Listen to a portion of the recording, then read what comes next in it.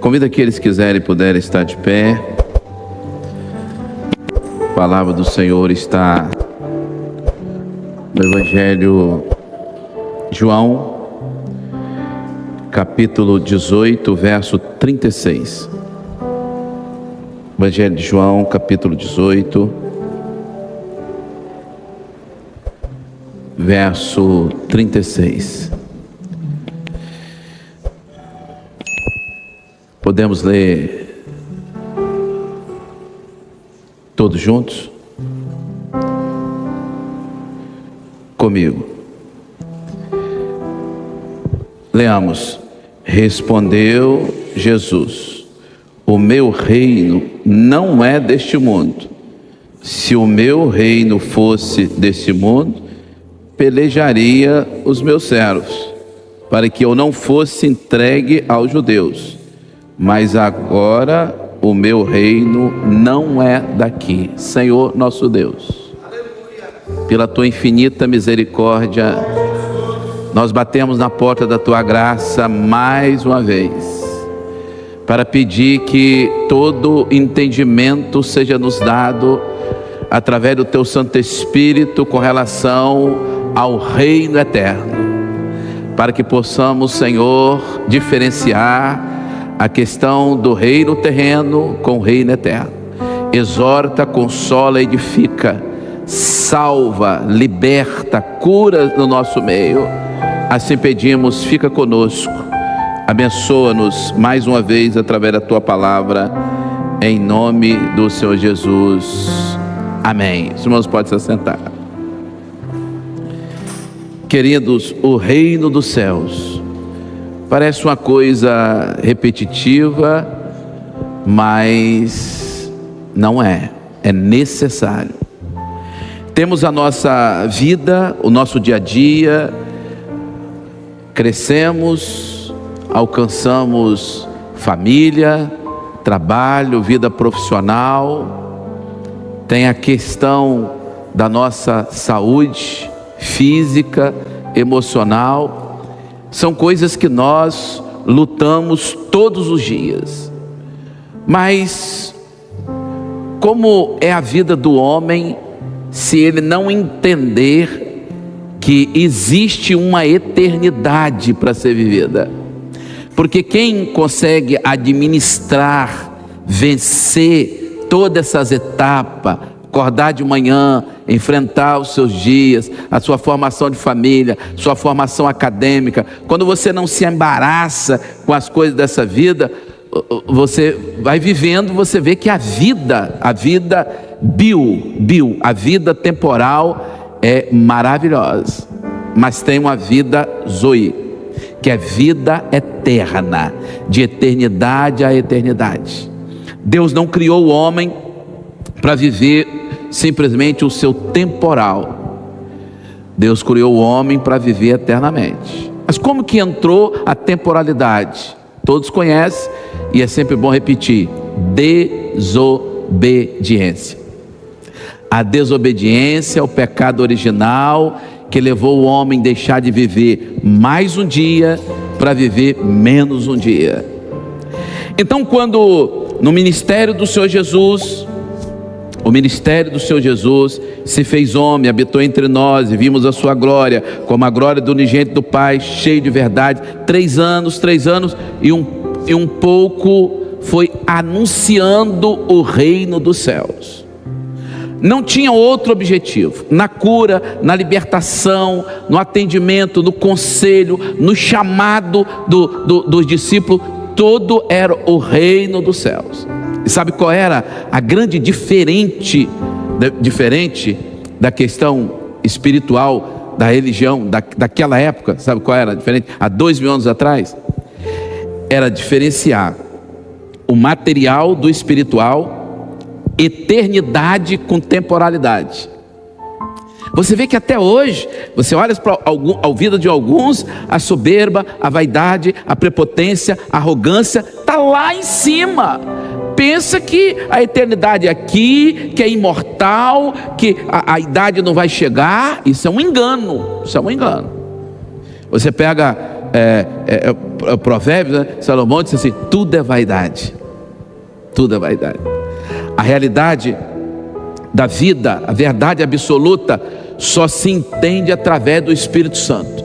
Então Jesus, no seu ministério, e o capítulo 18, ele estava na casa, pela manhã, na casa de Caifás, para uma audiência. Sabe qual era a audiência? Pilatos perguntou: qual é o pecado dele? O que ele pecou? Aí aqueles que estavam ao redor, os religiosos, dizem assim: ele diz que é rei dos judeus, ele é pecador, ele é pecador. E aí entrou Pilatos para condenar. Aí veio a resposta de Jesus.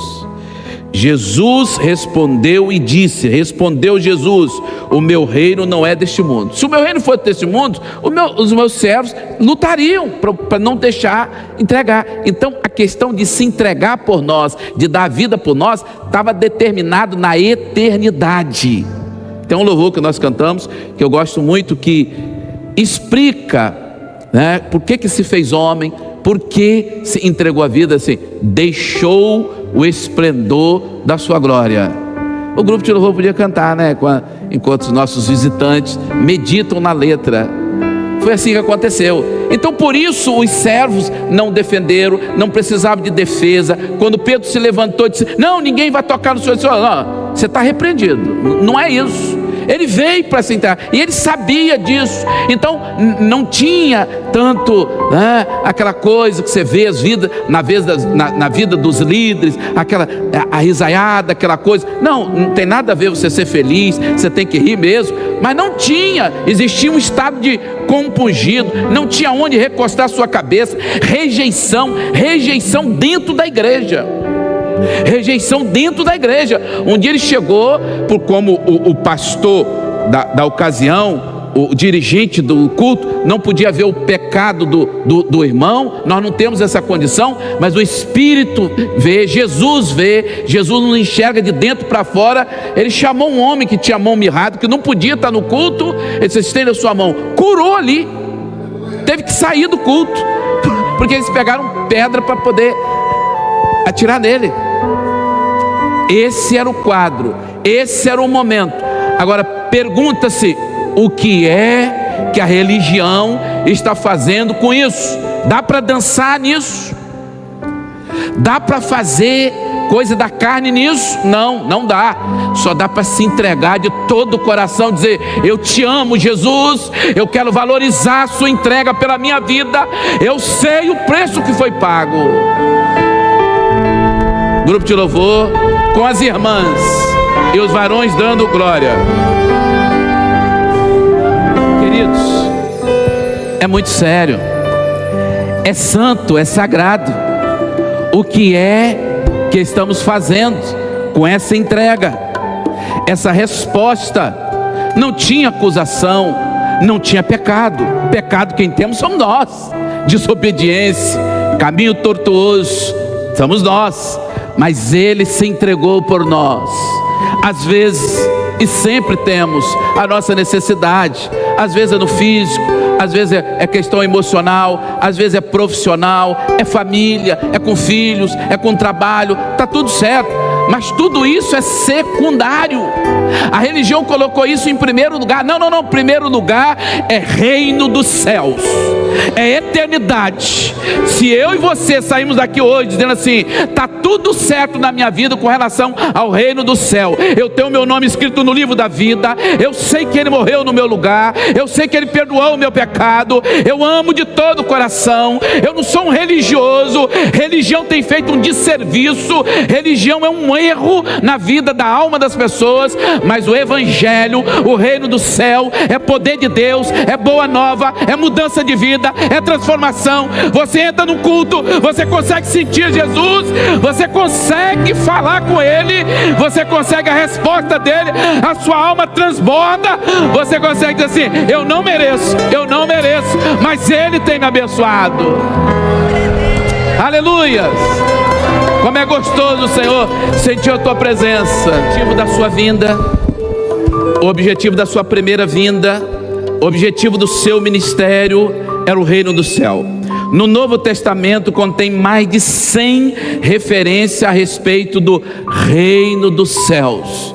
É muito importante aqueles que estão vivendo a salvação, o reino do céu, confirmar no seu coração todos os dias: eu não pertenço a esse reino. Essa era a mensagem. Diante de Pilatos, ele disse assim: olha, meu reino não é desse mundo. Vocês não entenderam nada. Vocês têm o governo terreno, vocês têm um reino terreno, mas a alma que está aí dentro de vocês aí, que é imortal, ela anseia pelo reino dos céus. Porque a carne vai voltar ao pó. E a alma tem sede do Deus vivo. A alma quer receber um corpo glorificado. A mensagem de Jesus era o evangelho do reino. O evangelho do reino, evangelho, boas novas de Deus para com o homem, mas é poder de Deus, é direção do Espírito, é mudança de vida. Hoje, no nosso país, dizer eu sou evangélico virou até moda, mas você olha para a pessoa, não tem mudança de vida, não tem dedicação, não tem fidelidade, não tem renúncia, não tem mudança. Então não é o evangelho. É fácil falar, mas gostoso é viver. Nós estamos nesse mês da dedicação. Nós temos a oportunidade de entregarmos a vida por inteiro, se entregar mais, buscar com mais zelo, valorizar aquilo que Deus nos deu. O que Deus nos deu? Instrumentalidade? Tudo bem. Deus nos deu uma família? Amém. Mas Deus nos deu a vida eterna em Cristo Jesus. Dedica, zela por isso. Mateus 4:23 diz assim: percorria Jesus toda a Galileia, ensinando nas sinagogas, nos evangelhos do reino, curando todas as enfermidades e molesta entre os povos. Presta atenção. Primeiro ele pregava o evangelho. Primeiro é o reino e a justiça. Enfermidade física, enfermidade da alma é primeiro, depois vem enfermidade física. Por isso você vai pegar quase todo atendimento do Senhor Jesus, ele pede assim: que queres que eu te faça? Às vezes você fala para um amigo, você fala no local de trabalho, você fala no colega da faculdade, do ensino, que só vai criar tropeço e barreira para a sua vida. Mas às vezes nós temos dificuldade de falar para Jesus. Hoje à noite, de você falar isso, você não precisa abrir a sua boca. No íntimo do seu coração, Ele ouve a oração no Espírito. Conta para Ele o que está te afligindo, o que está te impedindo de você dar um passo além, de conhecer mais a Ele, de ter libertação em alguma área da sua vida que você ainda não conseguiu, porque todos nós temos o nosso declínio e nele nós enxergamos as nossas deficiências. Mas diferente do homem, ele não aponta o dedo, ele diz assim: perdoado estão os seus pecados, levanta, toma a sua cama e anda. Maravilhoso é congregar e obter dele, além do evangelho do reino, curas de todas as enfermidades. Não há causa impossível, e se ele não quiser curar, ele mantém, ele sustenta, mas ele tem prazer em curar. O Rei dos Reis, o Senhor dos Senhores. Não existe ninguém e nada acima dele. Vale a pena ser fiel a ele, vale a pena confiar toda a vida nele. 1 Timóteo 6,15 diz assim: a qual o seu tempo mostrará o bem-aventurado, feliz, único poderoso, Rei dos Reis, Senhor dos Senhores. Falando Deus, operando Deus, ninguém impede. Ninguém impede. O nosso reino também não é deste mundo. Quando Jesus disse assim: o meu reino não é deste mundo, nós temos um reino que nos aguarda. O reino que nos aguarda não tem nada por fazer, está tudo preparado. Filipenses 3:20 diz assim: mas a nossa cidade está no céu, de onde também esperamos o Salvador, o Senhor Jesus Cristo. Tem uma cidade preparada na eternidade.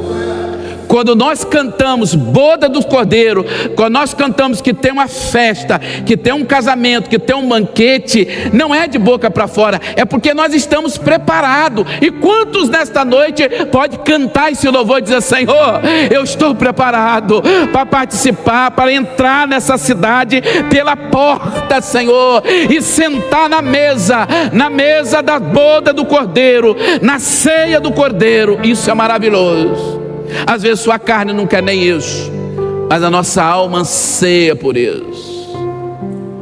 Nós estamos aqui esta noite congregados para entender isso com profundidade, o reino do céu. Sabe por quê?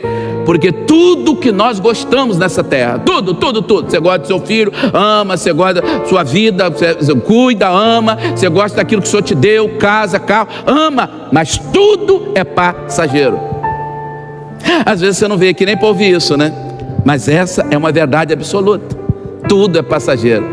Mas o Deus que nos amou primeiro, que entregou o seu filho para morrer no nosso lugar, preparou um lugar bem melhor, rua de ouro, muro de cristal. Ele preparou um lugar onde a morte, a tristeza, a angústia, a ansiedade, a traição não entra. Não haverá mais lágrima, não haverá mais dor. Ele limpará de todos os olhos toda lágrima. É para lá que nós estamos indo. Você que nos visita está convidado aí conosco. Querido, um dia ouviremos um convite para estar com Ele nesse reino. Toda a igreja comigo lendo. Então dirá o rei aos que estiverem à sua direita: vinde, bendito de meu Pai, possuí por herança o reino que vos está preparado desde a fundação. Quando estava estabelecido aqui na terra, no céu já estava tudo preparado. Quantos nesta noite pode glorificar e dizer: Senhor, eu estou preparado para entrar lá? Pode me chamar na hora que o Senhor quiser, que eu estou preparado. Aleluia.